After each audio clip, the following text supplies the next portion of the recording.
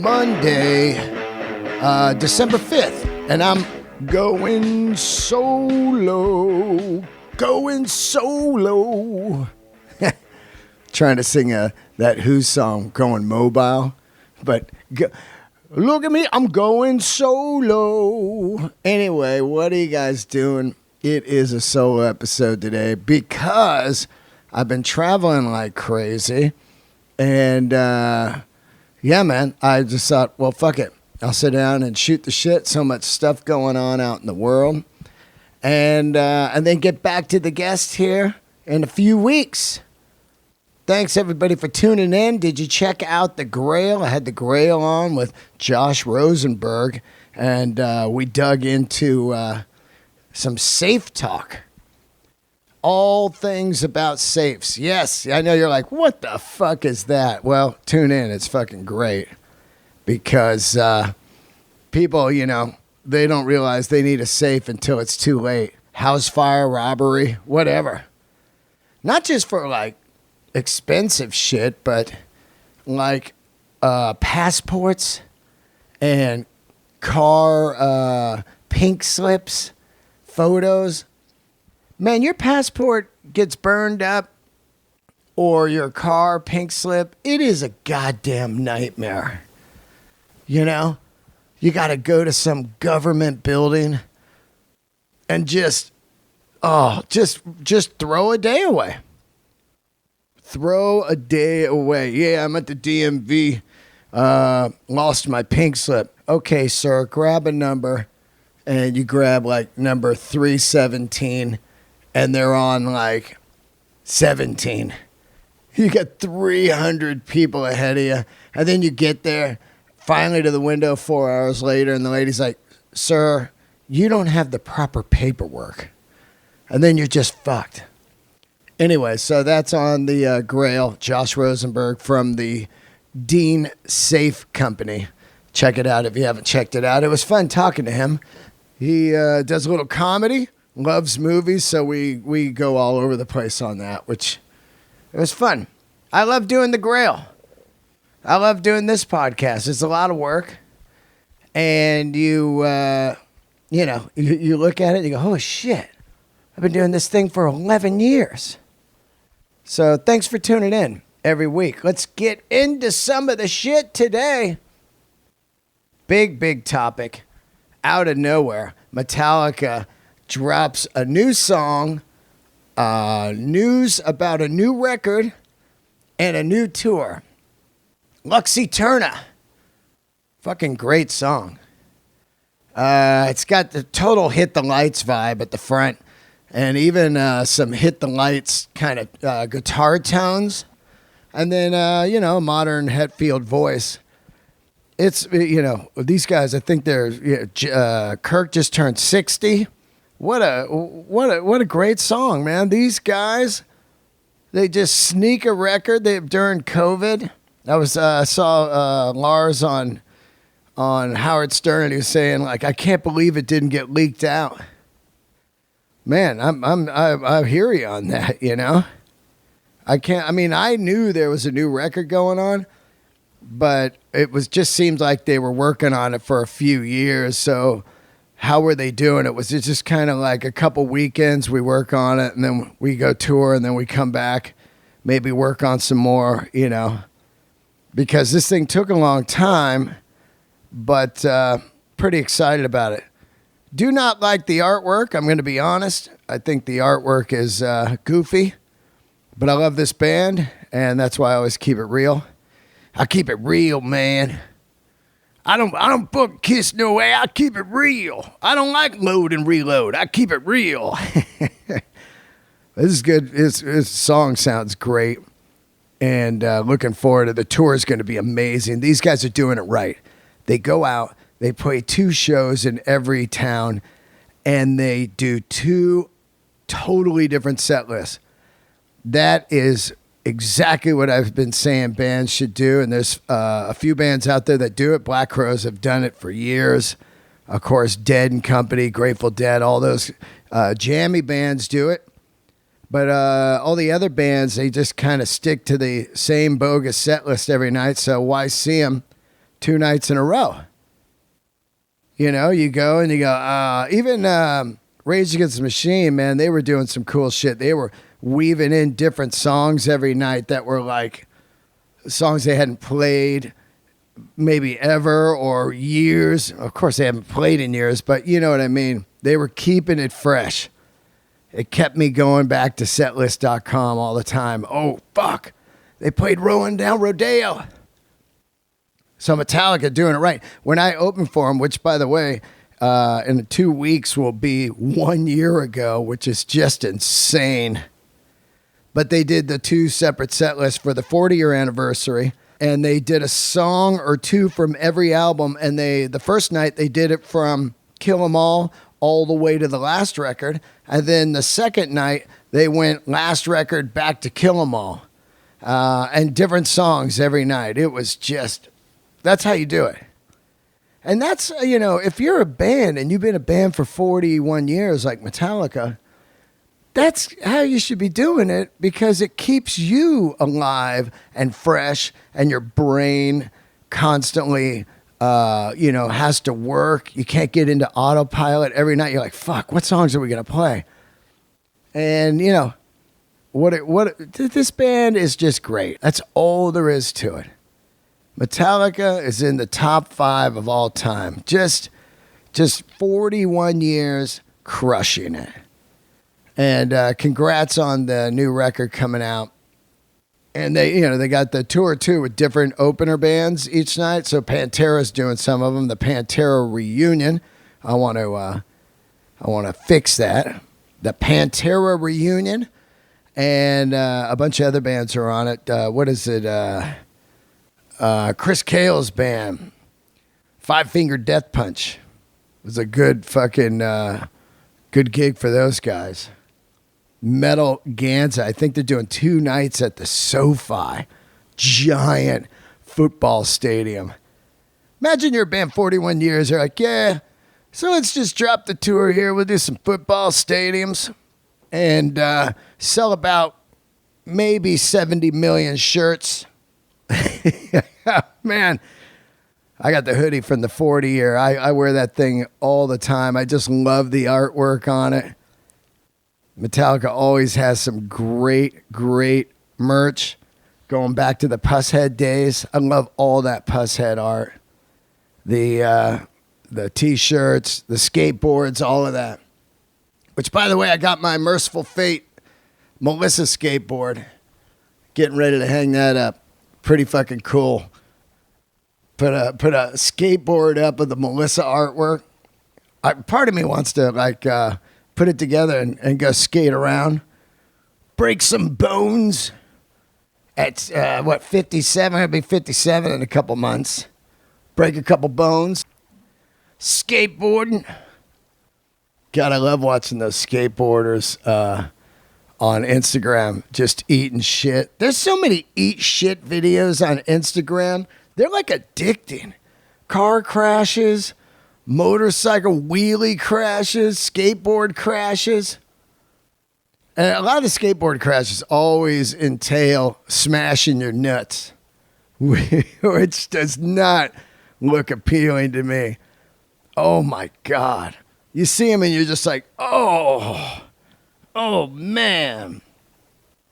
Shout out to everybody that came out to the shows out there in Philly.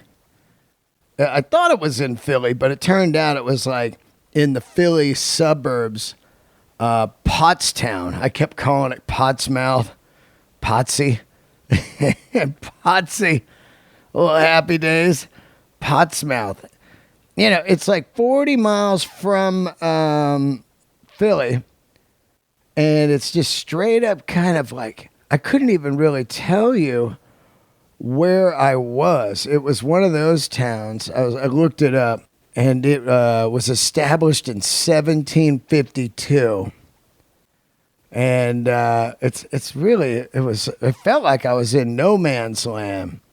It's south of Allentown, which, by the way, I re-listened to to the Billy Joel song Allentown, and it doesn't hold up. It's really you listen to it, you go, oh wow, this was a hit at one time. Anyway, Pottstown. I'm still calling it the wrong time. It's so weird when you travel and you're just in places and you're like, where are we? The guy told me to fly into Newark. He goes, I'll pick you up at the Newark airport. It's like an hour away. It wasn't. It was 2 hours. But I want to give Joel a shout out. Soul Joel's great. It was a great couple nights of comedy, and Joel just does it right. And the audiences were good. Small. Still trying to get people out to my shows. I was supposed to do a Thursday night. There was only one ticket sold, so we canceled it. Just being honest with you guys out there. I'm not one of those guys, dude, I'm blowing up. I'm letting you guys know so you don't go like, I mean, you're famous, you know, like, fuck, it's got to be happening. Nah. It doesn't really matter. I mean, it does matter because I want to keep doing this and I want the bookers to book me. But I'm not doing it for fame. I just do it because I love doing it. I want people in there. I love fucking making them laugh. So, you know, we, as they say in Little League, we'll get them next time. If there is a next time. But thanks to everybody that came out. And thank you, Joel, for having me. Excellent guy, that Joel. And Pottstown. Oh, wait, I was going to read you a little history on Pottstown. Pottstown is the center of a productive farming and dairy region. Like, what the fuck, right? What's the population? I think it was like 23,000. 23,600 population. Super old architecture. All of the houses were really, they were pretty good size, but just old. Kind of that Amityville horror house looking, you know? And cool people, though. Couldn't really tell where they were on the religious and political spectrum, which is perfect. I was just in there lashing out, having some fun. So thanks for coming out, anybody that was out there. And next gigs will be this week. I'll be in Boise, Idaho with Bill Burr, and Salt Lake City. Going to see my buddy Jeff Decker out there. Looking forward to seeing him. And Colorado Springs. That will be the last of the Bill Burr dates for the year. Looking forward to hanging with him. Have not seen him in over a month. No, I haven't seen him in 3 months. What am I talking about? I was on the Marcus King tour for 2 months. I didn't see him then. So that'll be happening coming up this week. Be nice to do some big shows and have some fun. What are we getting into? I'll tell you what we're getting into. R.I.P. Christine McVie of Fleetwood Mac. My God. 79. Just out of nowhere, right? That's what it just seems like when people die. You're like, wait a minute. She had a illness and just died pretty quick, and it's just sad. She was so fucking good. So good, man. Crazy to think about that band, Fleetwood Mac. Fleetwood Mac is just unbelievable. All the eras. The Peter Green era and then the super hits era.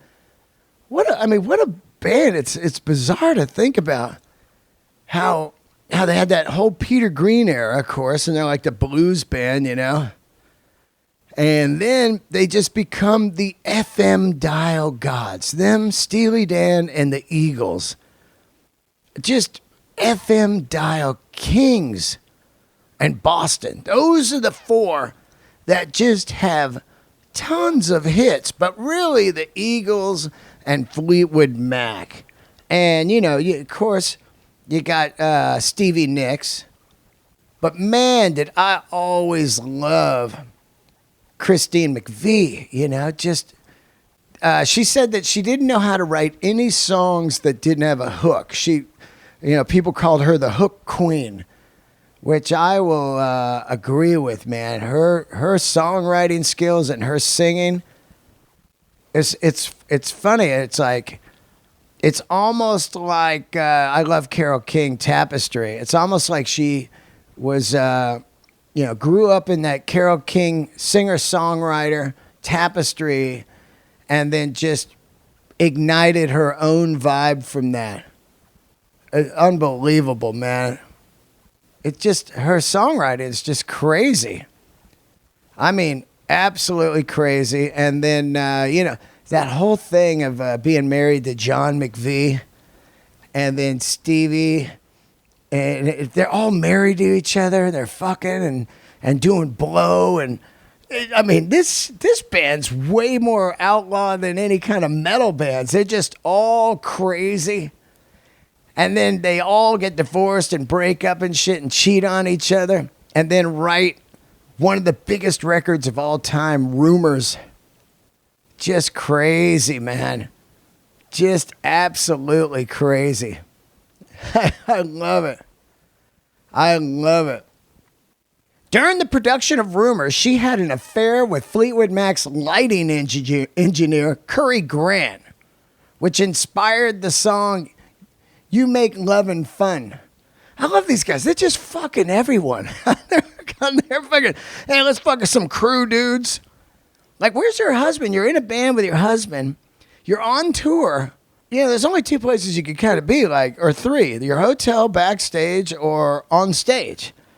How's that even going down? Is the lighting guy like, hey, I saw you checking me out. You want to meet real quick over here? I mean, it's just nuts. Oh, my God, they got to make a documentary. Not a documentary. They got to make one of those biofilms, a film where people, act it out and show just how crazy that shit was. Christine McVie, what a just fantastic musician. It's sad, man, but holy smokes. Can you imagine you write an album like Rumors? I mean, it's just insane. The whole thing is hits, But man, do I love some of that Fleetwood Mac Rumors. I love Tusk. Tusk is underrated. Tusk is their Eagles Long Run. Eagles Long Run record is so fucking good. And Tusk is killer too. Just a crazy era for the band. I love it. I love it, man. Lindsey Buckingham is just... How great is that guy? Of course, he's not in the band now, which sucks. And my buddy Arbano is playing drums in his solo band. But look at Rumors. Drops in 1977. All right? And just smokes the radio dial. Dreams, Cold Dust Woman, Don't Stop, Go Your Own Way, Songbird, The Chain. Oh, God, I love The Chain. Oh, man, this is a masterpiece record. 100%. Also, I'll tell you, the Say You Love Me is by far my favorite Christine McVie song. Say You Love Me is so great. It is a classic song. Anyway, we're going to miss you, girl, but we've got your music, and, you are, in the Rock and Roll Hall of Fame. You are a legend, and thank you for all of the music you made and going out there like a soldier, just, all of your life just out there on the stage. Great. I'll tell you what's great is I watched the Neil Young Harvest Time documentary last night. Harvest Time is basically, from what I read, was footage that Neil had shot during the recording of Harvest. And man, this thing's cool. It's like you're a fly on the wall. And who knew at the time that Harvest would be one of the greatest records of all time, right? So you get to see this. And by the way, they put a 50-year anniversary edition of Harvest out. It dropped in February 1st, 1972, a couple days before my birthday. But, man, this film is so cool to see the footage of Neil just putting these songs together. It's unreal, man. It really is. You got to think, he's in Buffalo Springfield. He breaks off from that. Then he's playing in Crosby, Stills, Nash and Young. Then they all decide to kind of take a little break. He's going to go solo and starts working on some songs. It's crazy. It really is crazy. And to watch these guys play in his band, the Stray Gators. You know, I always thought that Nils also played on this one. I just had kind of lost track. But he didn't play on this one. And the dudes playing on it are unreal. The bass player and the drummer just blow my mind. He basically meets these guys after he does the Johnny Cash show out in Nashville. They go back to a studio and do some partying, do a little recording, and that's kind of the ground zero of Harvest. Then they pick it back up out there at his barn out there in Northern California. It's wild to see how big his property is out there, sprawling for miles. It's cool to see his dogs. Just a like the dream way to make a record. You're living on this big farm. You bring in like crushing analog gear in a mobile recording type vehicle, and then just set up dirt floor, little wood stage. And I was watching it, and I sent it over to my buddy Greg Hips from the Mother Hips. There's two clips in the film, and it's in the theaters right now, people. It's called Harvest Time. But there's two clips in the film where they just riffing,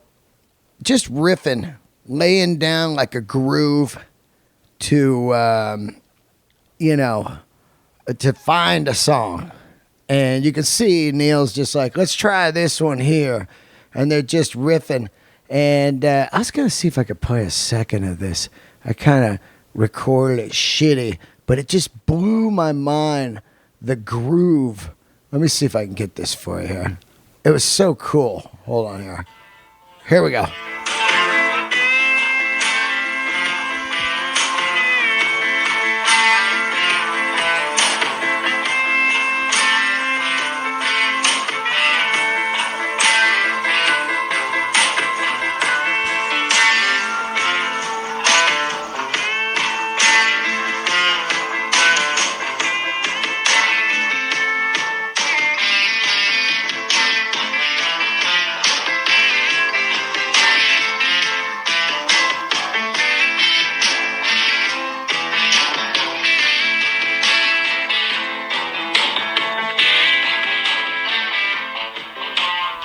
That groove goes on for about 5 minutes on the film, and it's so hypnotic that I was just staring at the screen, and then I found myself kind of like making up my own lyrics and melodies. I was like, this is great.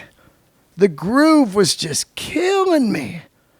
And there's no emergency of like, there's no, what are we doing? You know, that's when you got the right guys you're playing with. You know, like you turn on the amps, you guys get on their instruments, and Neil just starts laying down a groove, and he plays it for like 5 minutes. Maybe he keeps going 10, 20 minutes. Nobody in that group's going to be like, hey, what are you doing, dude? Are we going to just vamp on this all fucking day? They're not doing it. They're into it. They're like, man, we're out in a barn in Northern California. We just smoked some, pretty bad weed, some Acapulco Gold with some seeds in it. And we're good and stoned. And Neil, we're playing with Neil fucking Young.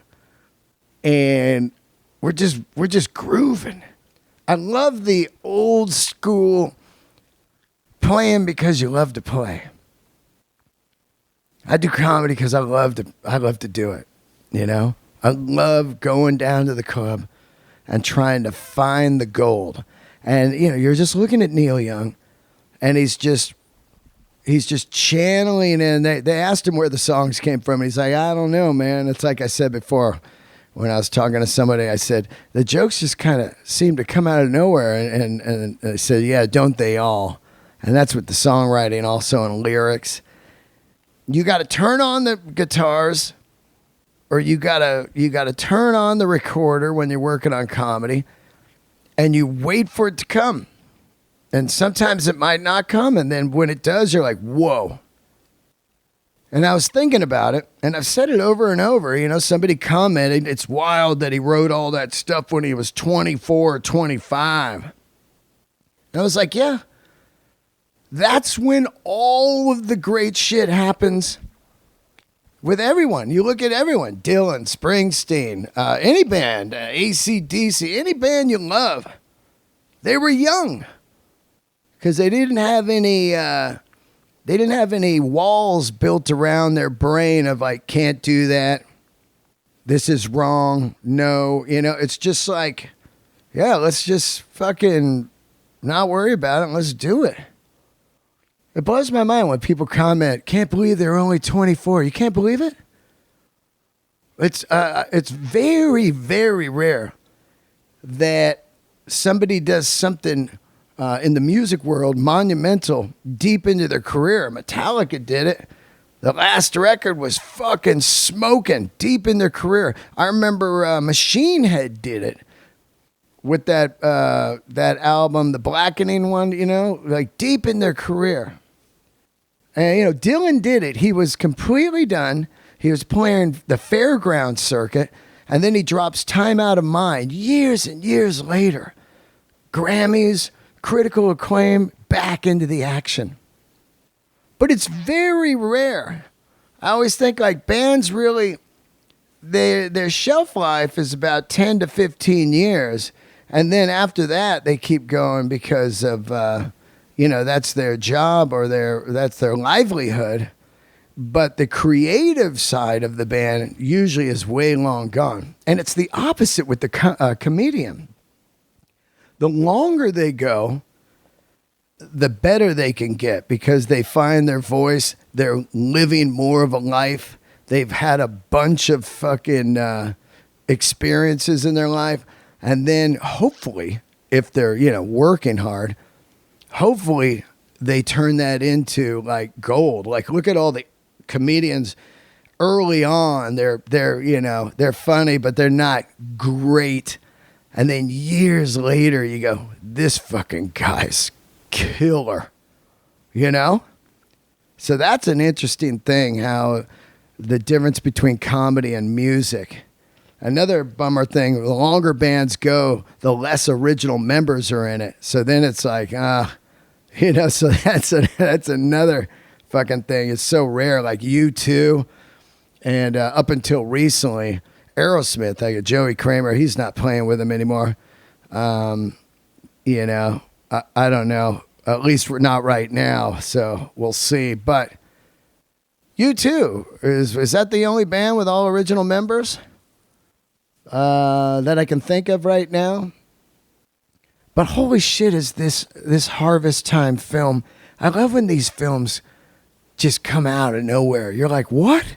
I mean, we've all heard that Neil just has you know, vaults of music. And now this film is out. And it's just so cool to see Neil. He's got this, if you're into guitars, he's playing the Gretsch White Falcon. That era, he was playing the Falcon. You know, he's not playing the Les Paul. And his tone is just phenomenal. And then he's got like a brand new Martin D45. That's the one you see him play for years. So there's his gear. He's got about 20 old beat up cars at his place. He's got a Jeep with no top and shit. He's just living on this giant ranch. no fucking neighbors. He's just cranking up the music. No neighbors. The barn doors are wide open. They got a microphone outside the barn. And Neil's like, you hear that? That natural reverb, that natural delay. It is great. So try to go see it at the theater. I wish I could see it at the theater, but I got a screener of it because they wanted me to talk about it. And I was like, absolutely, I'll talk about it. It's one of my favorite records ever. You got that whole era of Neil Young. Just multiple songs pouring out of him all through that era. It's so crazy. You know, On the Beach. Just record after record after record. Zuma. Just great. After the Gold Rush. He was just killing it, man. Time Fades Away. This guy is just like, yeah, I think I'm going to write some songs. Unbelievable. On the Beach is definitely my favorite because Harvest I just played to death. I love Harvest. Tonight's the Night, so good. I love Harvest. Harvest is my favorite Neil record, but I fucked myself and played it so much. Harvest is the ultimate singer-songwriter record. It's the blueprint for every alt-country band ever. I don't care what anybody says. If they go, oh, I'm into the Flying Burrito Brothers, like, yeah, but Neil's the king. We all know Neil's the king. His outfits are dope. The original grunger with the fucking flannels and the Red Wing boots. And, just the dirty hair. It's just the guy looks, he is... Look at Eddie Vedder, looked like him for years. Just great. Remember that they did a record together, Crystal Ball, Pearl Jam, Neil Young. They did a record together. So cool. Neil is just great. I've seen Neil so many times. I've said it before, but my favorite Neil was that tour with the MGs, Booker T and the MGs. So anyway, try to get out there and see this movie. I think it's in the theater for like a week or something. I'm still trying to watch the Dio doc. Some people are telling me it's pretty damn good, so I'm ready to see the Dio documentary. I was trying to find it last night online. You can buy it. And I was going to buy it and watch it, but I got to make sure that I have time to watch it because I hate when you buy a movie and then the time burns up and you're like, fuck. I didn't even get to see it, So I want to see the Dio film. I was diving down the rabbit hole of Dio doc last night on YouTube, see if somebody had put up some footage from it. And then, next thing you know, I'm just watching all kinds of Dio shit. And there was like this era where Dio and Ozzy are battling, which, by the way, it was Ozzy's birthday a couple days ago. Happy birthday. But they're battling right around that time when both records are out, Heaven and Hell and Blizzard of Oz. And so this guy's got Dio on the radio, and he's like, oh, right, I had Ozzy here last week, which is an unusual style of interviewing somebody where you just ambush him with some clips of someone talking shit about you. That is just rude. But anyway, I had Ozzy here a couple weeks ago, and he, he just said some stuff about you and Black Sabbath, and go ahead and throw the headphones on. I want you to give it a listen. What the balls of this interviewer? Unreal. Here, put these headphones on. I just hear someone just trashing you. And so Dio puts them on. It's fucking crazy. And Ozzy's like, oh, yeah, they're not fucking Black Sabbath, they're fucking, it's bullshit. They don't sound like me at all. He's just trashing them. And it's a good, 3 minutes of trashing. And then it stops. And then he's like, oh, what do you think of that? And Dio's like, yeah, man, I get it, We don't sound like him. We don't sound like the Black Sabbath, Well, we sound better, you know. That guy is lucky to have been in Black Sabbath because he doesn't write any songs, and he doesn't write music, nothing. Without Geezer and Tony Iommi, he would be nowhere. So he's definitely having success from our success of Heaven and Hell, and he's just rifling Ozzy in a real smart way too. You know, Dio's so smart, and he's just like, Ozzy's just a buffoon, really. You know, it's just like subtle blasting of him. I'm like, whoa, this is some old school, like, the wrestling. I'll tell you, fool. I'll get you in the ring, fool. You know, but he is destroying Ozzy. Just fucking ripping him.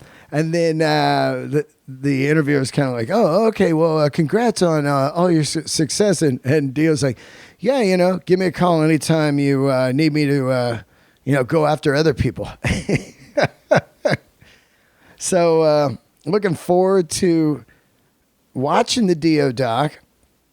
And I heard there's some good talk, a little bit of talk about the Antioch Concert Barn, their first gig, Dio solo, Holy Diver, which I saw and still remember it to this day, just mind-blowing.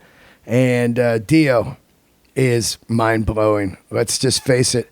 And I've said it over and over. Some people look at me like I'm crazy, but my favorite Black Sabbath is the Dio era. And Heaven and Hell and Mob Rules and that live record, Sign of the Southern Cross, this shit is insane. And his voice, I saw him on the last year he was alive with Heaven and Hell at the Greek. He sounded incredible. He was super sick, still killing it.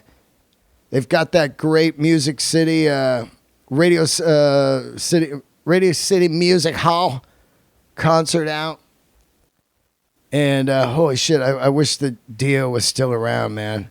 Because it would be cool to see that guy singing at like 80. How cool would that be? 80 years old, just Holy Diver, just sounding exact to the record, still at 80. It'd be fucking crazy. You know he'd sound the same. He never not sounded good. Unbelievable. God, Dio, man. So I want to see the Dio doc. I'm looking forward to seeing that, and I'll see it this week. Also, congrats to Judas Priest getting into the Rock and Roll Hall of Fame. I had watched it the night it happened on somebody's cell phone footage, and I'm going to stop doing that. Because whenever you see cell phone footage of a concert, it's just shitty. You're either getting like the right side guitar only, or you're getting just some bass, or the vocals sound weird or whatever. But I was like, oh man, this doesn't sound that good, like an idiot. And then I watched him on the professional presentation, and holy shit, Priest crushed it. They crushed it. They're in an interesting state right now because a lot of people saw KK down in there. They were loving it. And Richie was rocking right next to him. And you get to that point now, do they play the last card? They're on the 50-year anniversary tour right now. Do they play the last card of KK's back for an explosion of one more run of tickets? I wouldn't be surprised if that was going on right behind closed doors, because, that's a card that the band could play and jump back up into some bigger venues. We will see, but they were killing it. Eminem killed it. I love Eminem. Always loved him. He just is one of the most insane rappers ever. I couldn't even believe Eminem on there. He's just on there. Just lightning speed rapping. Lightning speed. Just It was fucking crazy good. And that 8 Mile film, go back and watch it again. 8 Mile is just like a modern day Rocky. It's all the formula of Rocky, but with some street and hip hop in there. It's great. Watch Rocky, then watch 8 Mile, and you'll just have a great day. You'll be out fucking running around in the neighborhood in a sleeveless sweatshirt, just throwing air punches, you know. Dun, dun, dun, dun, dun, dun, dun, dun, dun, dun. You got one shot. Dun, dun, dun. You're out there. Book yeah. A Priest and Eminem, Pat Benatar, fucking my boy Eurythmics. So great. And Duran Duran. All these people have been on the podcast. I watch and I go, fuck, I had these guys in the living room, some of them, you know? That blows my mind. Doing a podcast that I book on my own, no one helping, you know? I'm like, I can't believe that guy, Dave Stewart, he was on my fucking couch the day he knew he was going in to the Rock and Roll Hall of Fame. And Eurythmics just, I guess they're going to do a tour, something like $125 million they're getting. Give it all. Give them all the money. They got so many hits. It's going to be great. Shout out, new Patreoners. Philip Ellis, thank you for joining the Patreon. Very cool. Lorenzo, thank you for joining the podcast. Or the podcast, the Patreon. And Adam, just one name, Adam. And Adam's my man there that is my eyewear master. He knows all kinds of eyewear knowledge. Thank you all for getting in on there. Hold on, let me take a look here at some other Patreons. If you have not joined the Patreon, I have what do I got? Like 100 and let me see here, 36 bonus episodes on the Patreon. And then I do a live Zoom with them here and there every other week or so. Join the Patreon, hear all the bonus episodes.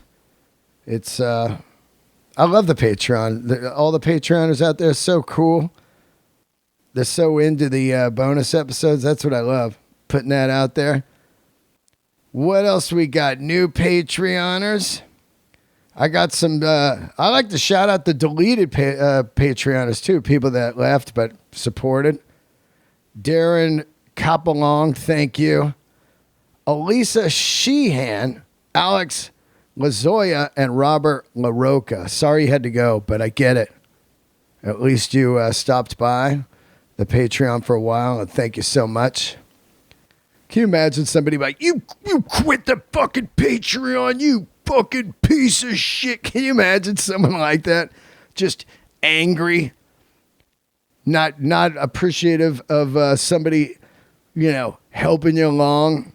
Maybe they're down and out a little bit. Inflation, maybe they lost their job or whatever, and you're out there fucking scolding them. I love you all, man. If you're on the Patreon once, or you listen to the podcast once, or you came to a show, thank you. All of you are great. The only people that suck are the one that tweet, when you come into Philly, when I was just there. Those are the only people that suck in the business. Those are the only ones that make you go fucking crazy.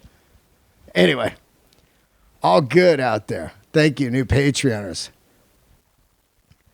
Last thing here. I went to the auto show last week because I was excited to see some of the new cars. This year, man, holy shit, are some of the car companies just killing it.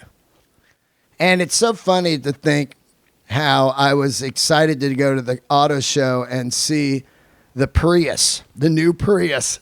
That's what age I am, 57. I'm like, man, the new Prius is kind of sweet. I do that as a bit. I'm like, yeah, the new Honda Civic's kind of sweet. Because that just came out of my mouth one day, and I was like, what the fuck did I just say? But the new Prius is unreal. It looks like a better Tesla 3. So immediately I was like, I need to go see that.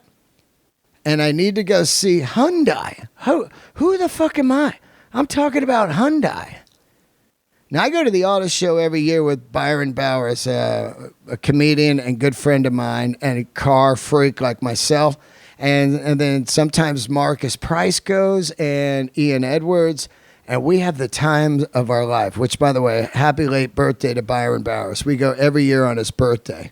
This year, we couldn't work it out because I was on the road, then he was on the road. But I remember about 5 years ago, I was at the LA Auto Show with Ian Edwards, and we walked up to this car that looked like a Mercedes, just primo leather interior, amazing shape, like teak wood dash, crushing big screens. And we were like, God, this new Mercedes is sick. And the guy goes, no, that's a Hyundai. I was like, what? Hyundai? And then we looked at the price and we're like, $50,000. $50,000 for a Hyundai. But I'll tell you what, that was 5 years ago. And Hyundai is so fucking far ahead of a lot of the car companies now. And their Ioniq 6 and the Ioniq 5, I drove the Ioniq 5. It was unbelievable. And the 6 looks like some crushing Audi. And I believe they snatched the Audi designer. Either them or Kia snatched an Audi dude, because these companies, they're crushing it for about $32,000 to $40,000. You can get a car that would be easily $125,000 if it was Mercedes or BMW. It's just so good. The interiors are unreal. The paint jobs are crushing. The colors, the rims, and the screens, the sound systems, everything. And it's blowing my mind what's going on out there. The auto world is just getting better and better and better. The older we get, the better the cars get. I love the Defender 90s. I love the Ioniq. I hated the new Mustang. They ruined the Mustang. It looks like a Camaro now, exact. Back in the day, Camaro and Firebird were the same, you know? Pontiac and Chevy, they'd just be the same car with different stickers. But now, Mustang, who their cars in the last 5 years looked fucking unbelievable, now just it looks like a shitty Camaro. I can't stand the Camaro. And now the Mustang looks like the Camaro. I mean, what the fuck are you doing? This car looks horrible. I think they call it the Black Horse or the Dark Horse. Oh my God, it was so funny, the presentation. Ford welcomes the Dark Horse. And then they just do this ridiculous video and shit. That's so funny. Subaru still no electric Outback, but when Subaru goes full electric Outback, that's going to be the hottest car on the market, I think. Because the Outback is a great, great car. But we need an electric or at least hybrid. Like a full hybrid Outback. Anyway, the new Prius Prime, the Prime one, knocked me out. But no one, look, don't get me wrong. These are just, I'm just saying, great, great cars. You can drive them around and you're not going to get followed home and robbed. But you're going to be in this crushing car. That'd be horrible if you got robbed in your Hyundai. Because the dudes mistaked it for a Mercedes. Right? They're like, let's follow this guy home. He's loaded. Look at this Mercedes he's driving. They follow you home. You pull up to your one-bedroom apartment in Sherman Oaks. Right? And they're like, what the fuck? They're even fooled. Even the criminals are fooled by the Hyundai-looking Mercedes. Anyway, don't get me wrong. I'm loving these cars, but everyone knows I'm a Porsche freak. I absolutely love Porsche. And this year, they smoked it I'm talking beyond with the 911 Dakar. It's an off-road 911. It's raised 9 inches. It has knobbies. And people are like, well, you're not going to take it off-road. Well, I don't know where you live, but everywhere I've been in America lately, the highways and the town roads and the city roads are just shit. So if you're in a nice Porsche low to the ground, it's just and scraping. The nose scrapes on speed bumps. The nose scrapes when you pull into driveways. Just the nose scrapes on my Prius everywhere I go. Now, you got this car. There's only fucking, I think, 2,500 made or 1,500. I don't know.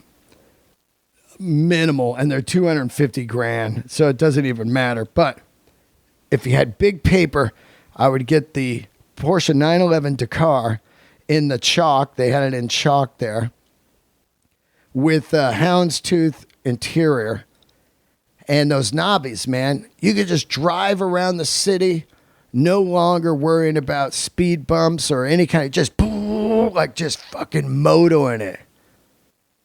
And then they released a new 911T, which was unbelievable. And then they got the Taycan, what was it, Outtrack or Tracker or something? It was like it was a off-road Taycan electric with a tent on the roof and shit. I don't think there's anything more baller.